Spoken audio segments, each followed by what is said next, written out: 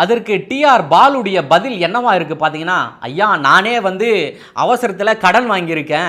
இந்த கடனை போயிட்டு வாங்கின நிறுவனத்தில் நீங்கள் யார் எவருனுமா கேட்க முடியும். சாமி கடன் கொடுத்தா மட்டும் போதும் அப்படின்ற போல தான் என்னுடைய மனநிலை இருந்தது. டைரக்டிவாக நீங்கள் மிகப்பெரிய ஒரு ஜிஎஸ்டி அதிகாரி போல கேள்வி கேட்குறீங்களே அப்படின்ற போல அண்ணாமலை கிட்ட அங்கவே கொஞ்சம் கதிர் இருக்காரு.